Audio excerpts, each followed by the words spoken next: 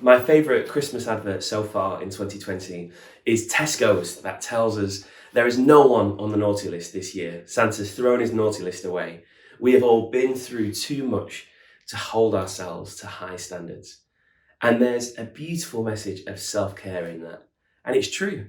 You really need to be kind to yourselves in this season.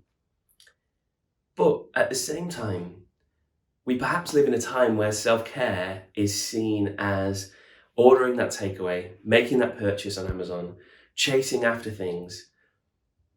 And actually, that isn't the light that will break the darkness. Today's passage that we're reflecting on as we think about having space at the table this Christmas is from Isaiah 58. And it's a strong passage. As we've thought about meals and meal tables, it's a passage about not eating. It's a passage about fasting and actually how fasting when done in the wrong spirit isn't helpful. I'm just going to read part of it, but I'd encourage you today to go and read the whole of Isaiah 58. Is this the kind of fast I have chosen? Only a day for people to humble themselves? Is it only for bowing one's head like a reed and for lying in sackcloth and ashes? Is that what you call a fast, a day acceptable to the Lord? Is not this the kind of fasting I have chosen? To loose the chains of injustice and untie the cords of the yoke, to set the oppressed free and to break every yoke? Is it not to share your food with the hungry and to provide the poor wanderer with shelter, when you see the naked to clothe them, and not to turn away from your own flesh and blood? Then your light will break forth like the dawn, and your healing will quickly appear.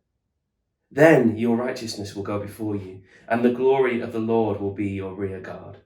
Then you will call, and the Lord will answer. You will cry for help, and he will say, "Here am I."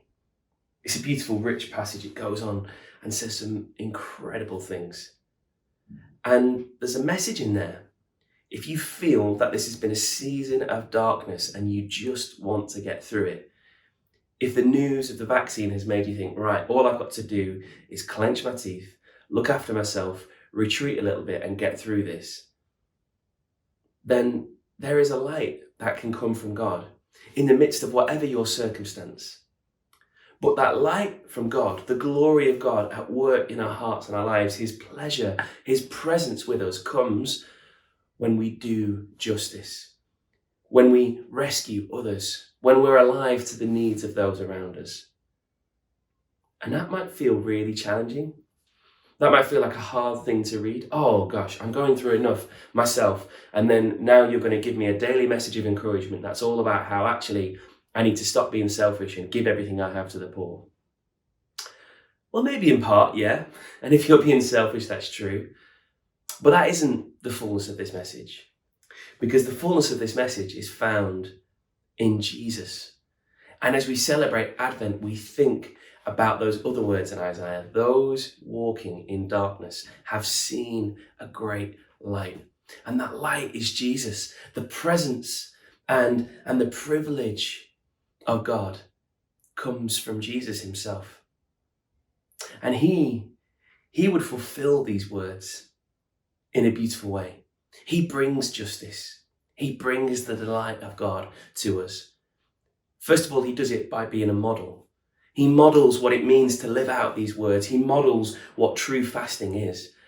And today, we can make that decision to follow the example of Jesus, to love those that other people forget, to be aware and interruptible as we go throughout our day to day and see the pain and suffering of others.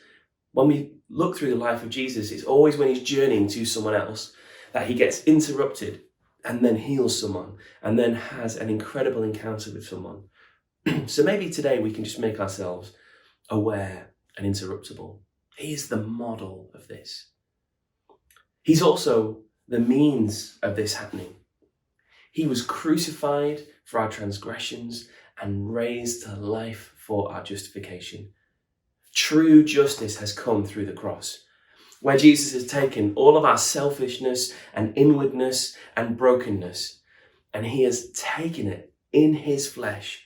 He's taken it as we have held him on that cross with our hatred and our rebellion and our indifference. And he has said, I am setting you free from this. Every charge that would be written against your account, I am going to pay in full.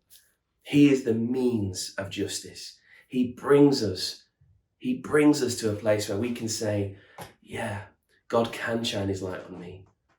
He has shone his light on me because all the injustice in the world has been taken up in the cross.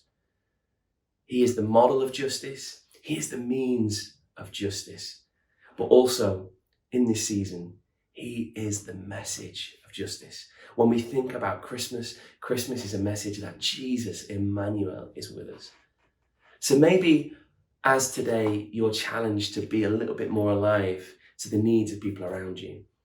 Maybe you could also think about how you can share the message of Jesus, the message of hope. People are going to have spaces at their tables this Christmas. People that they've lost, people that they wish were there that can't be there, people kept apart by restrictions and pain. But Jesus is going to be present, and he is ready and waiting for any home that would open its door and welcome him in. May God's light fill you with hope today. Amen.